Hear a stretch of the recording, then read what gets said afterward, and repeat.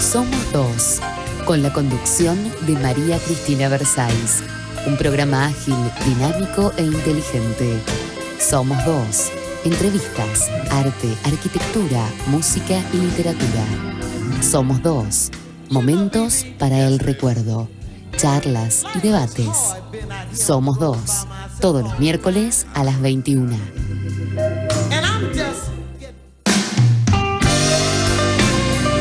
Buenas noches.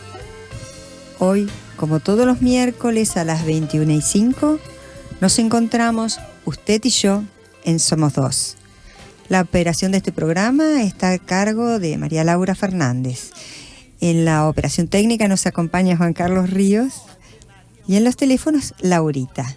Esta noche está con nosotros Lucio Bruno Videla, director de orquesta, compositor, docente, un hombre joven y tan creativo que es una maravilla. Bueno, en el momento de recuerdo evocaremos a Enrique Mario Casella, que vivió entre los años 1891 y 1948. Y luego hablaremos de Leyendas Líricas, el tríptico que Mario Casella escribió en 1936 y del cual Lucio Bruno Videla, que es un gran investigador, ha podido rescatar muchísimo. Bueno, ya lo vamos a hablar mejor con él después.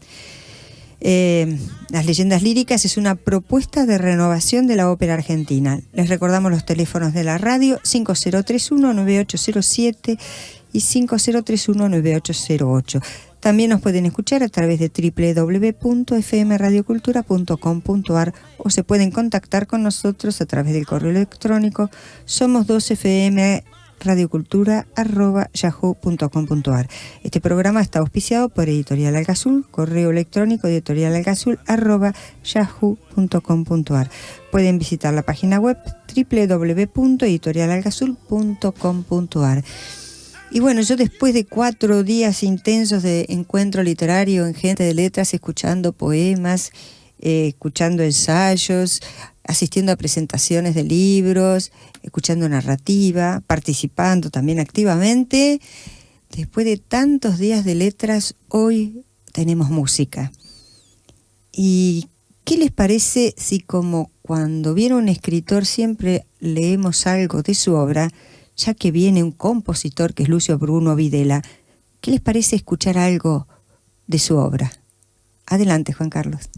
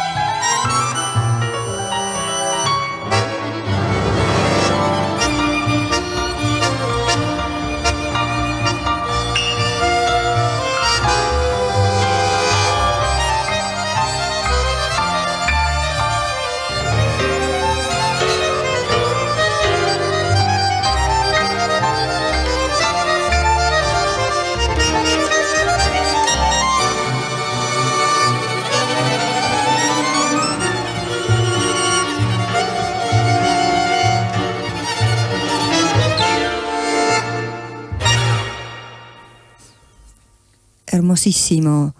Lucio Bruno Videla, autor, compositor de esta música, que, ¿con qué motivo la compusiste? A ver, contanos un poquito. Bueno, Cristina, ante todo, buenas noches. Ay, cierto, no te saludé. ¿Cómo estás, Lucio? No, el mejor saludo fue pasar la música. Eso para un compositor es un halago. No, te estaba contando que esta, digamos, es mi faceta un poco más tirando hacia la música popular. Es una música que hice para una película en Viena, una coproducción alemana, sueco y austríaca. Uh-huh. Fue una serie de televisión sobre una novela que se llama El regreso del profesor de baile. Y recién te comentaba que esta música la tuve que hacer en 3-4 días, o sea, desde el bosquejo hasta conseguir los músicos, ensayar y grabarlo, hubo que hacerlo todo, creo que de un jueves a un lunes, algo así. Y curiosamente era un poco una especie de competencia, porque ya había una persona que era la compositora oficial de la película, y había una escena muy importante donde tenía que haber una música que sonara a tango, a mezcla de tango argentino con europeo, y además tenía que tener el clima de la obra, que es un policial. Ajá. Y bueno, y por eso puse una introducción que tiene determinadas armonías que responden a lo que eran los tangos europeos de los años 30, porque la película remite, si bien es en época actual, remite a los años 30 y 40, y bueno, mezclar todo eso en 3 minutos y hacer algo que suene, digamos, decente y atractivo.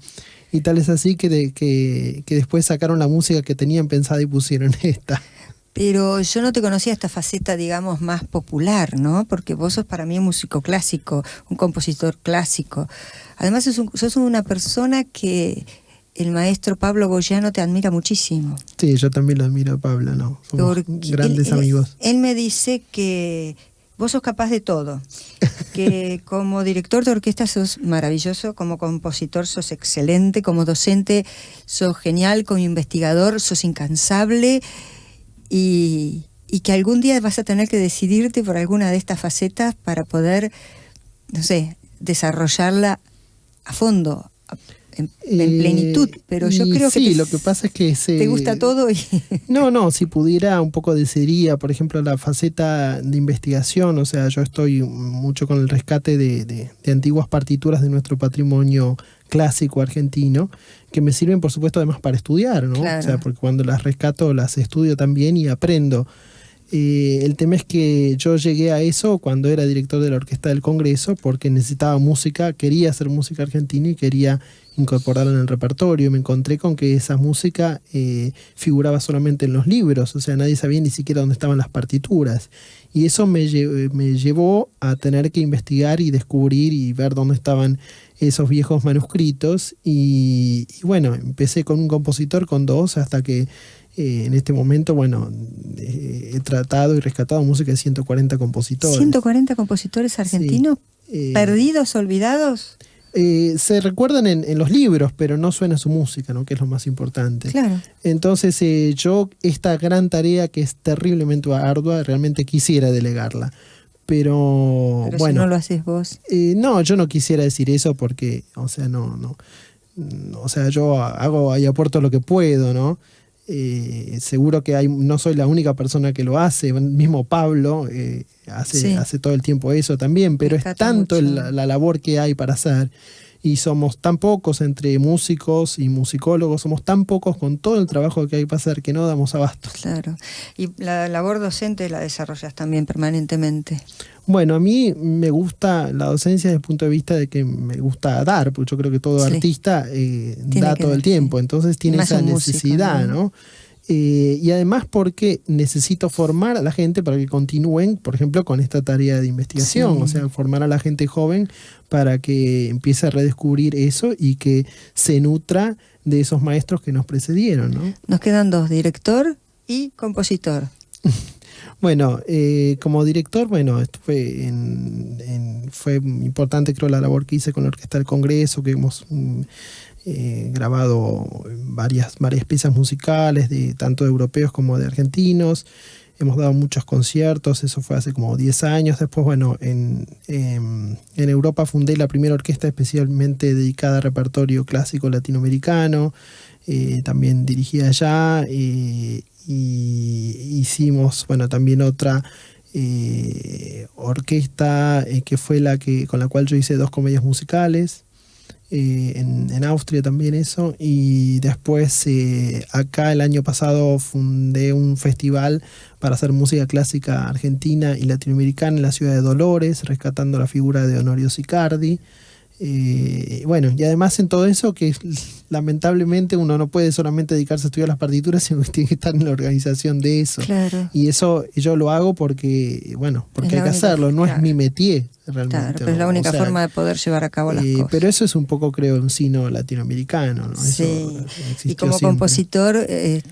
Bueno, como compositor compuse desde hace muchísimo tiempo. Sí, o sea, yo cuando tenía, no sé, creo que 14, 15 años, empecé a aprender a escribir las melodías que había creado cuando tenía 8 o 10, que solo la conocía yo. Yo jugaba y me cantaba mis cosas Pero qué barbaridad, bueno. Sos un hombre tan joven que no puedo creer que hayas podido en tan pocos años hacer tantas cosas. No sé, yo me concentro mucho en lo que hago, pero bueno, también hacer esas cosas implica dejar de hacer otras, ¿no? Sí, claro. O sea, no es que uno es un Superman, o sea, uno elige qué es lo que va a hacer, ¿no? Entonces le resta a otras cosas porque el día sigue teniendo 24 horas. Sí, mira... Ya tenés gente que te quiere y que te conoce y que te quiere, porque no se puede querer lo que no se conoce. Olga de Constitución, que dice que es un lujo tener a Lucio Bruno Videla. Bueno, gracias. Lucio de nombre, Bruno Videla de apellido. Les aclaro a los oyentes porque dice felicitaciones por el invitado. María Asunción de Lomas del Mirador también dice lo mismo, que es maravilloso tener como invitado a Lucio Bruno Videla y felicita por el programa que descuenta ya que va a ser hermoso. Es un placer escucharlos, dice. Gracias. Gloria de Floresta, me encanta el programa y el invitado de hoy es excelente. Así que como ves, gracias. Ya tenés tus seguidores también. Me gustaría que escucháramos alguna otra melodía compuesta por vos. Bueno, ahora sí, es una obra muy diferente, es una canción realmente de tipo clásico y ni siquiera está en idioma español, está cantada en alemán, que es una poesía expresionista de una poetisa, Else Lasker-Schüler, y es una canción para soprano y piano. Van a ver que es muy diferente la música a lo que escucharon recién, y es una grabación en vivo de Sally Johnson en soprano y Lindy Tennant Brown, que es una grabación en vivo de un festival de música de cámara en Inglaterra, en Gales. Bueno, escuchemos.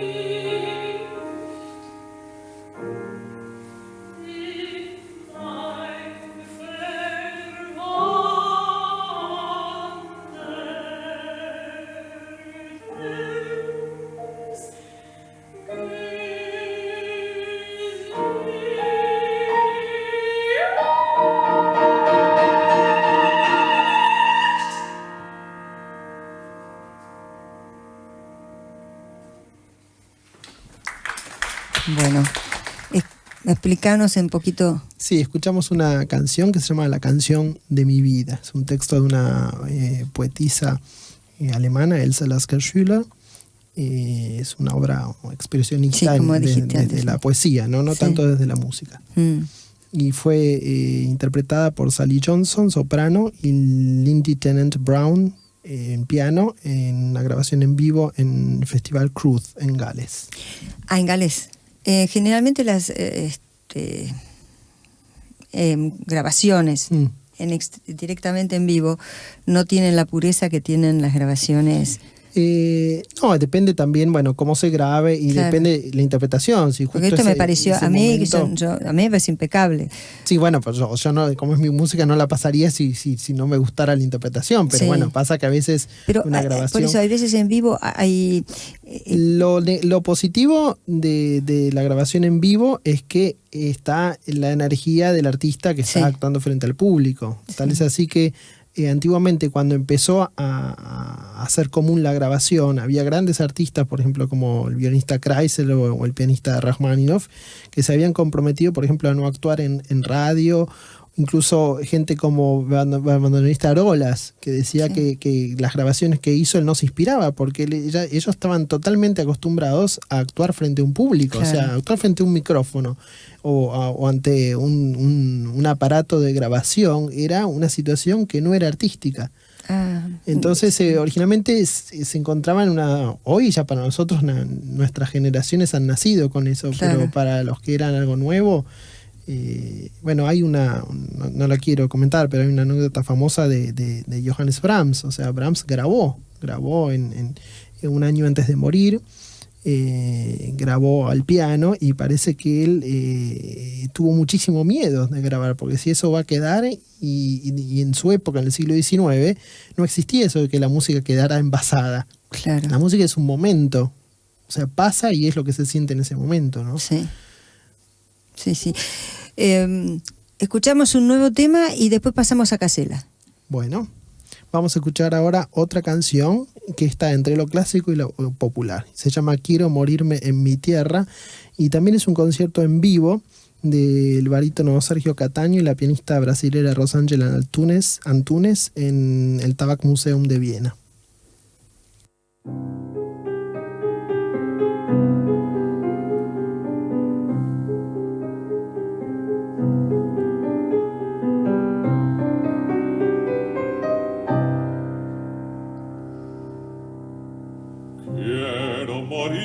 En mi tierra, aún sin ver otros destinos, adoro todo en ella, su cielo y sus caminos, adoro sus pampas verdes, sus montañas y sus ríos, sus pueblos y sus ciudades, a todos los siento mío.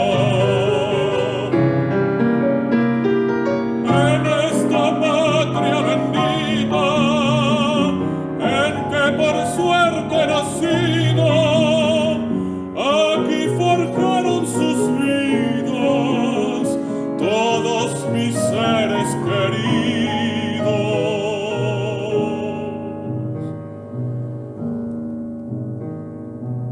Aquí está mi familia, de todo lo más preciado.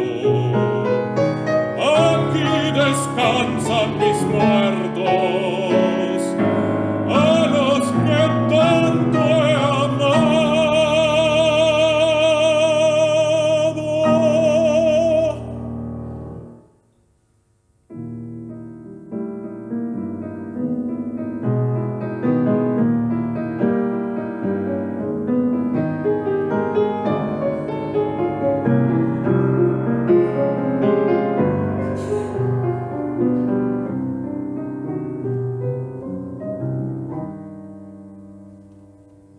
Quiero morirme en mi tierra para estar siempre a su lado, tener por techo su cielo y por mortaja su prado.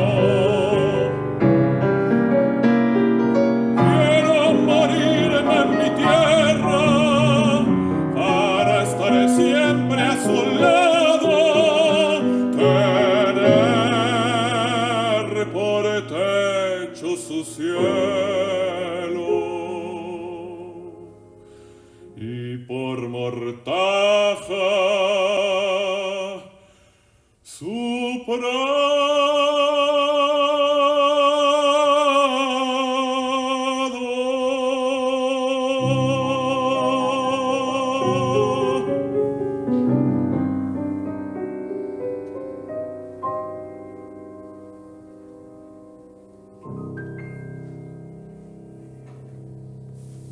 Bueno, hermosísima composición. ¿Y esta cuándo la compusiste? Y esta es una versión del año 2000, pero la música es del año 96, más o menos. Ah, sí, también es bastante joven la música. Julia Devoto dice que es brillante, talentoso y exquisito el invitado de hoy. Bueno, gracias. Felicitaciones para Cristina por traer a este genio de la música argentina. Como ves, El público responde. Los oyentes, y esperemos que respondan después con la última propuesta de las leyendas líricas, porque ahora íbamos a comentar sobre Casella, que creo que sabés muchísimo, ¿no?, de Enrique Mario Casella. Según Pablo Boyano, vos sos la persona que más sabe de música argentina.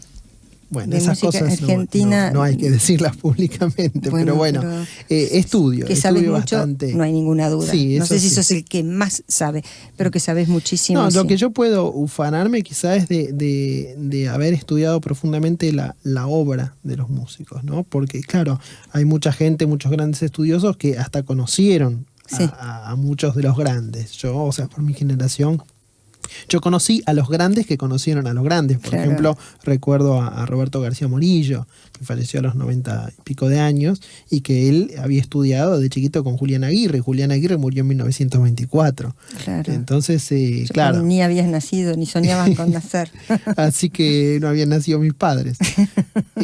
Así que, bueno, desde ese punto de vista lo que me he preocupado es de rescatar la música y estudiarla, ¿no? Sobre todo, estudiar la música y tener contacto con los familiares en lo posible y contacto in situ, digamos, tratar de encontrar el camino del alma del músico, ¿no? Claro. No solamente leer nació en tal año, murió en tal año, sino meterme de lleno en lo que pensaba, lo que sentía el músico y tratar de rescatar eso, ¿no? Sí, yo veía una foto de Enrique Mario Casella de tu tesis de licenciatura y que ya la presentaste, la aprobaste, ya sos licenciado, y me impresionó muchísimo la mirada de este músico, Era ¿no? muy, De muy Enrique Mario famosa Casella. su mirada, sí. Una mirada penetrante, oscura en el sentido de que es no oscura.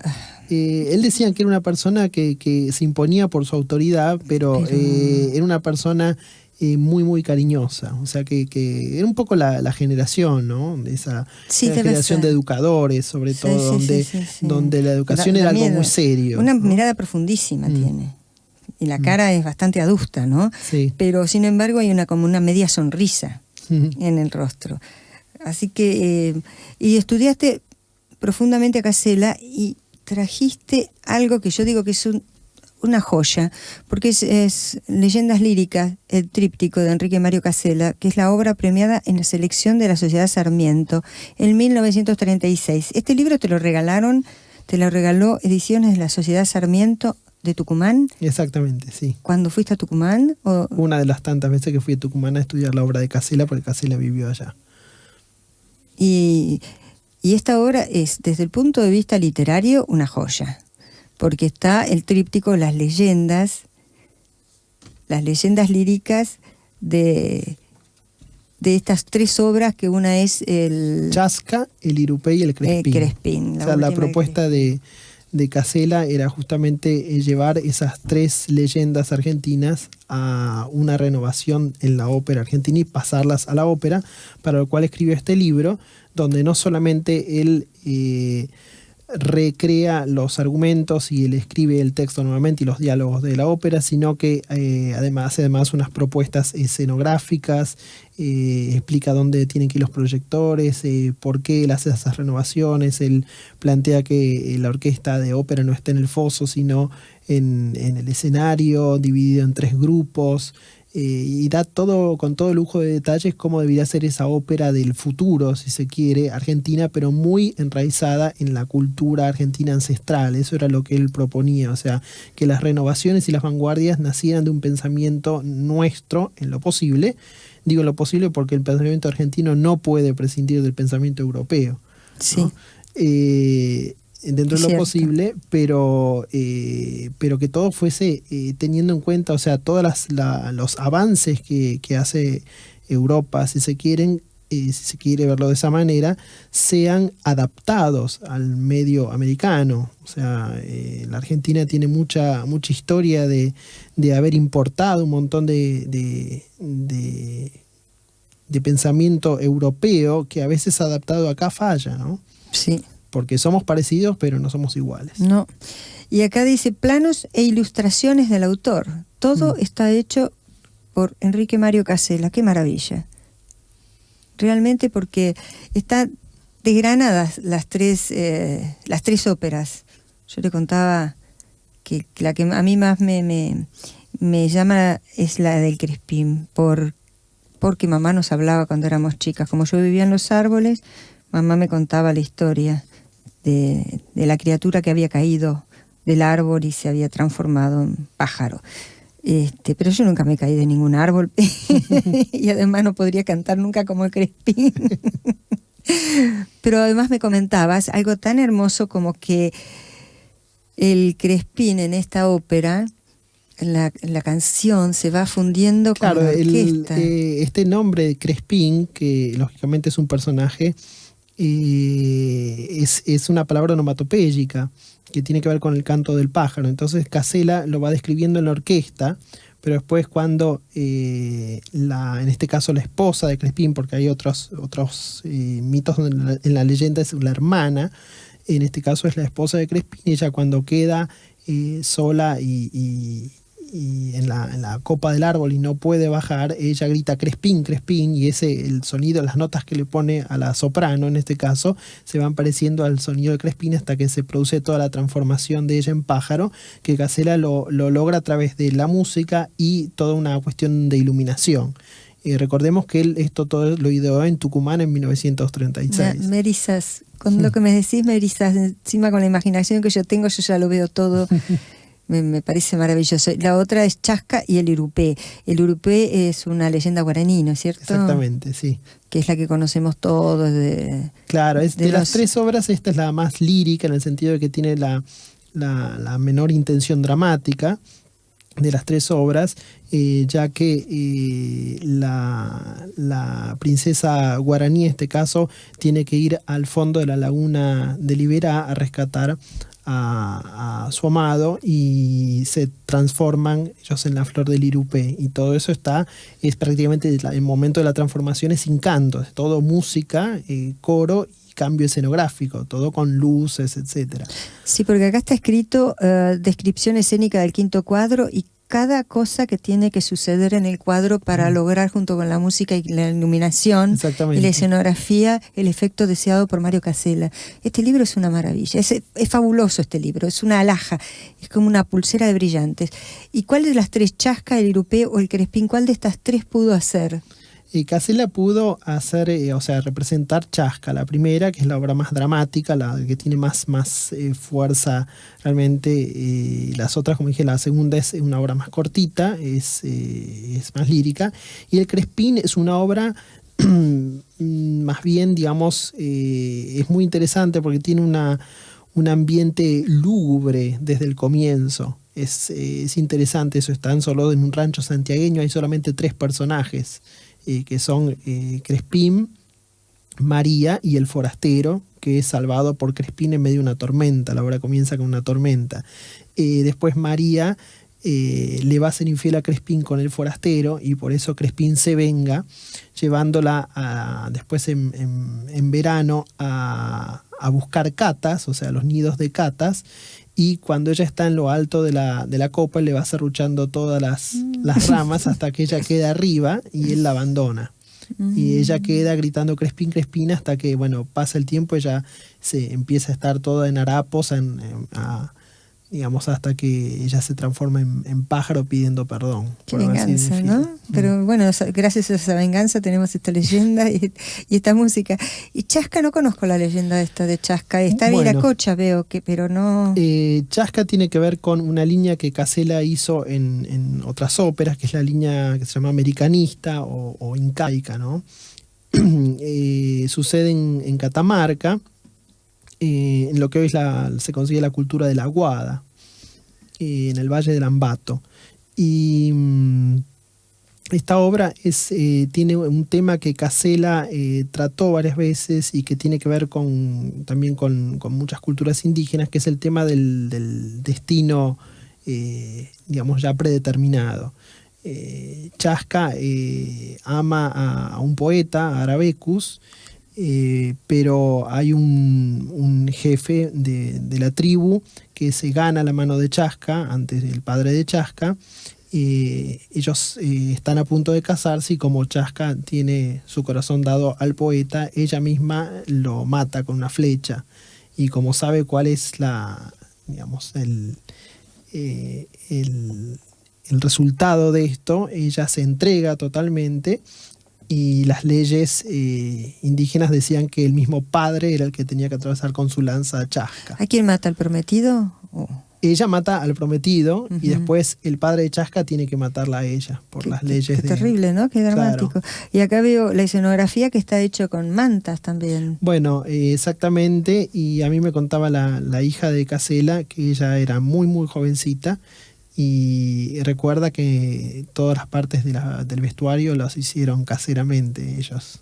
O sea, no hubo un dinero del Estado, ni una producción de los teatros de ópera, ni compañías de ópera. Eran todas cosas que se hacían caseras.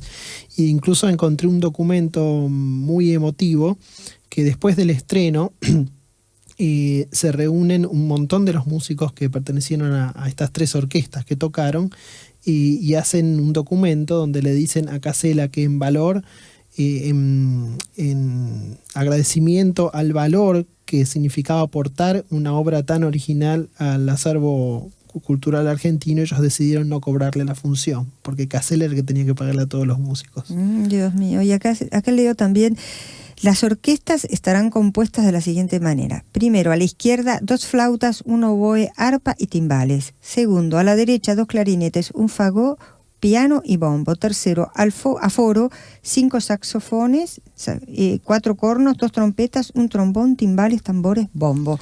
Hasta en esos detalles, todos los detalles. Bueno, en realidad después Casella, cuando después de este libro él hace la instrumentación y compone la obra, va a cambiar un poco esa instrumentación, aunque es bastante parecida. Él ubicó 3 orquestas en el escenario para generar un sonido, especie de sonido trifónico, si se quiere. Es un sonido espacial, lo cual es un concepto muy interesante en la época, y elimina totalmente las cuerdas de la orquesta, porque él decía que en la tradición que viene de los incas, los instrumentos de cuerda flotada no existían. Claro. Y como él trata de recrear un sonido exótico, y era muy difícil conseguir instrumentos folclóricos en esa época, porque además estaba muy mal visto a veces en la misma sociedad provinciana, la sociedad europea provinciana. Bueno, le llega a utilizar unos tambores, donde ahí sí podrían ser utilizados tambores indígenas, huancaras quizá. Y para crear el sonido exótico le utiliza saxos. Entonces en la partitura pone 8 saxos. Que Casella fue el primer músico argentino clásico, hasta donde yo sé, que utilizó el saxo en la música clásica. No se usaba en el jazz, pero no en la música clásica. Bueno, después de escuchar algo de Casella, le voy a pedir que antes de hablar del proyecto tan importante que quieren ustedes realizar, que estás llevando adelante, quiero que nos cuentes un poco el rescate y cómo se llega a rescatar las partituras de los músicos. Pero ahora vamos a escuchar un poquito de música de Casella. Bueno, vamos a escuchar las miniaturas criollas para orquesta, una grabación histórica de los años 50.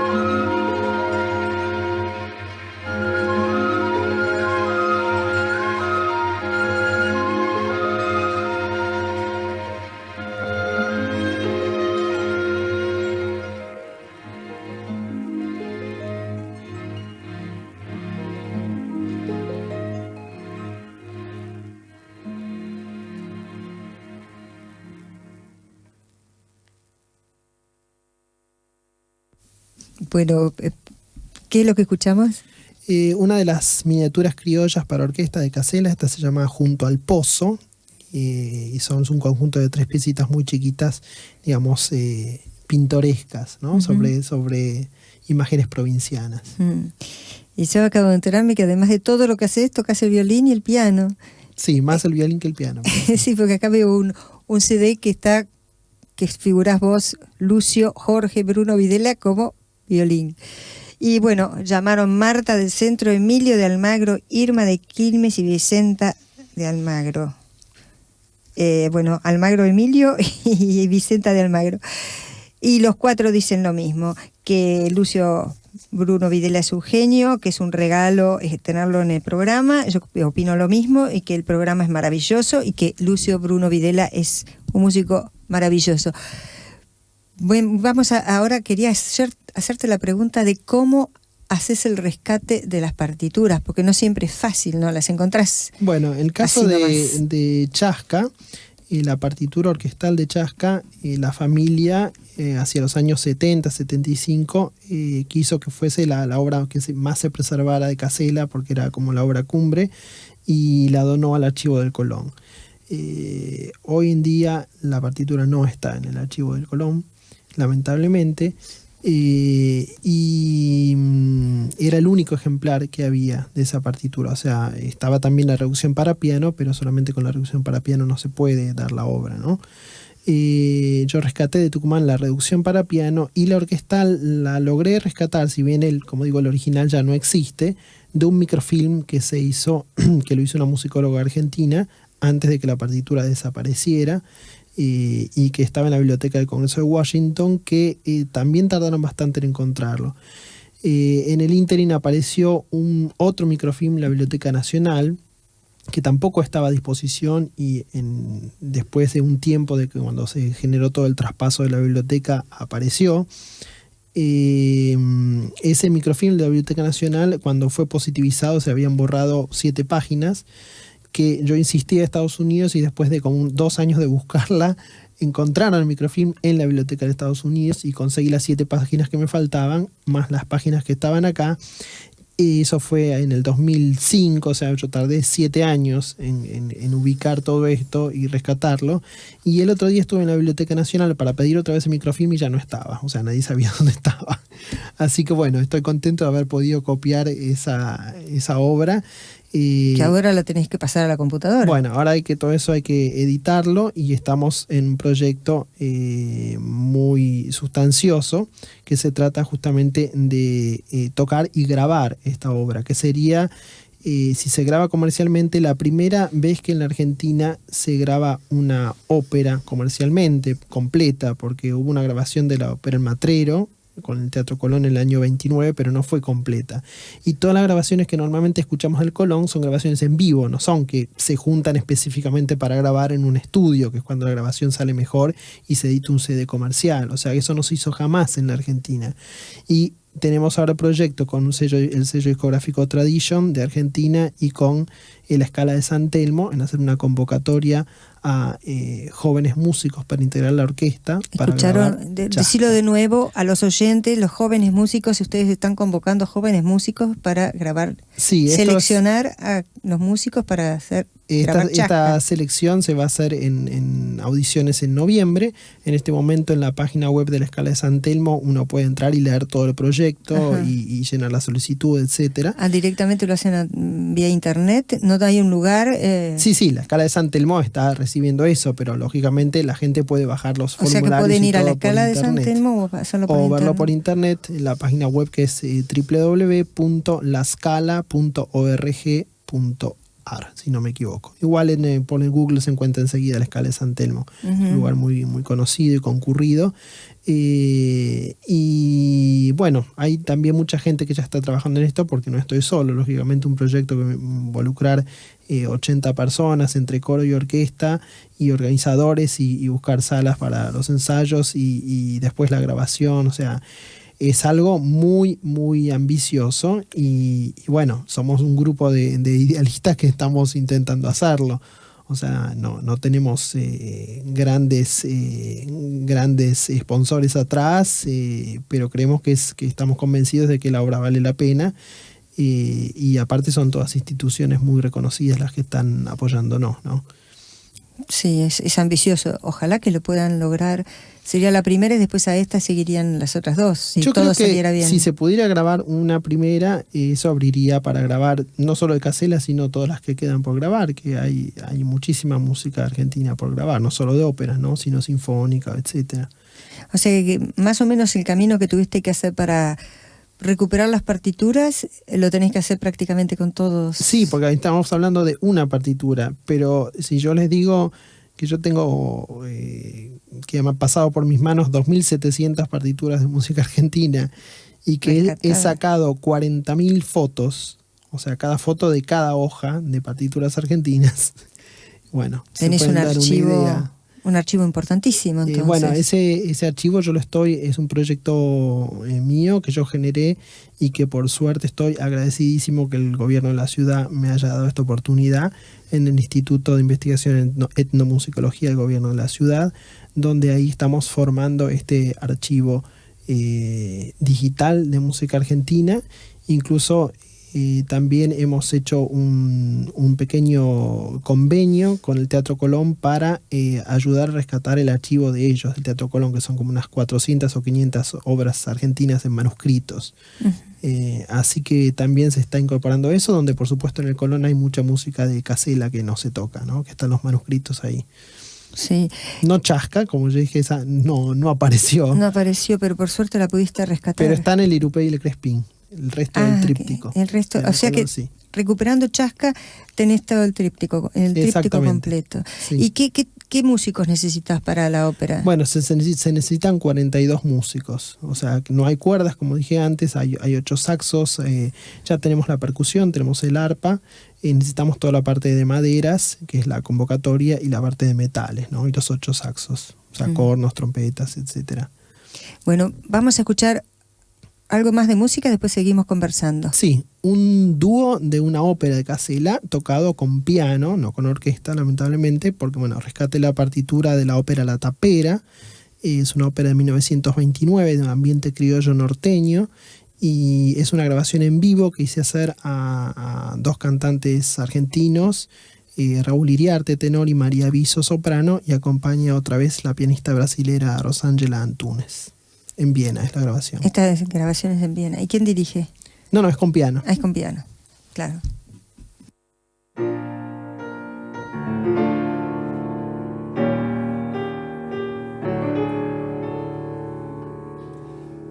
Algo busca tu afán, buscaba mi carreta que se hubiera perdido. ¿Quién fuera tu chinita para no llorar tu olvido? Nos miran los peores.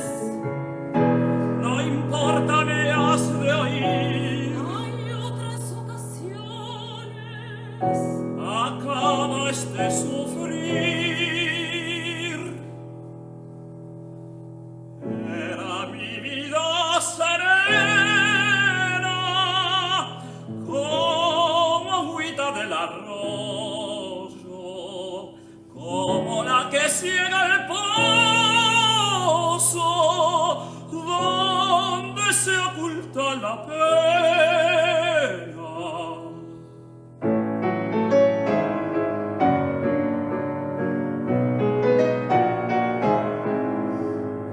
Corría sobre la pena hacia el codiciado nido, arrancaba el florecido azar para tu frente, y hoy amargas mi corriente con las hieles del olvido.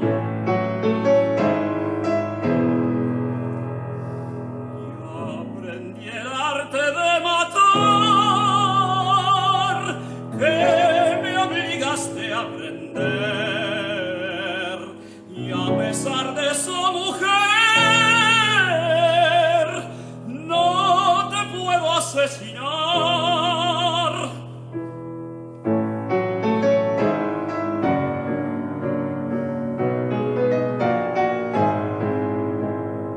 ¿Qué hay de raro en tu mirar, que vence mi brazo fuerte, que te libra de la muerte, que mereces mujerzuela? ¿Qué hay en tus ojos, corzuela, que me doman a quererte?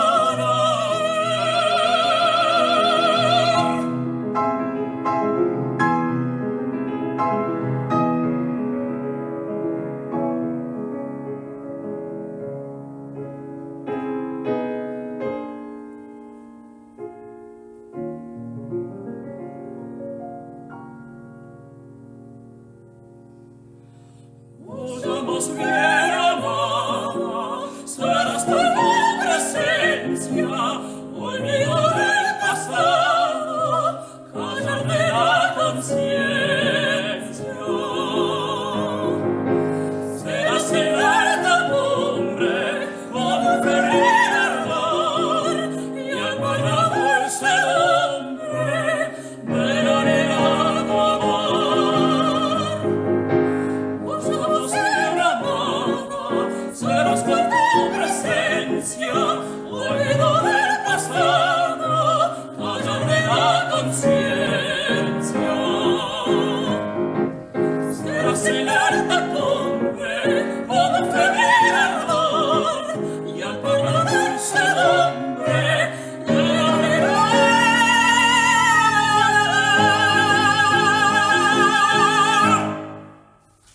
escuchamos el dúo de la ópera La Tapera de Casella. Bueno, ahí llame ya, porque me olvidé de decirle que hay dos entradas para ver Yendo de la Milonga al Diván. Y ya no nos queda prácticamente nada. Yo quería que pudiéramos escuchar, aunque sea un fragmento de un arreglo que vos hiciste. Bueno, esto es también me dedico a rescatar música argentina. Además de cantar. Música argentina popular, o sea que es poco tocada, de gente tan famosa como Julio De Caro. Que vamos a escuchar un tango que yo arreglé y preparé este grupo, que es un grupo donde el bandoneonista es filipino, la violinista es japonesa, el contrabajista es húngaro y el pianista es colombiano. Y yo los hice hacer que eso, con ese grupo, sonara a tango, con un arreglo mío de un tango hermosísimo y muy poco tocado de Francisco De Caro. ¿Y cómo se llama? Se llama Esquelas. Esquelas. Bueno, y ya como quedan apenas 2 minutos, nos vamos a despedir escuchando este tango con arreglo de Lucio Bruno Videla. Y bueno, a ustedes, a Lucio le digo infinitas gracias por estar acá Gracias con a vos, nosotros. a los oyentes. Y bueno, y a ustedes les digo hasta el miércoles próximo en Somos Dos. Pasamos a la música.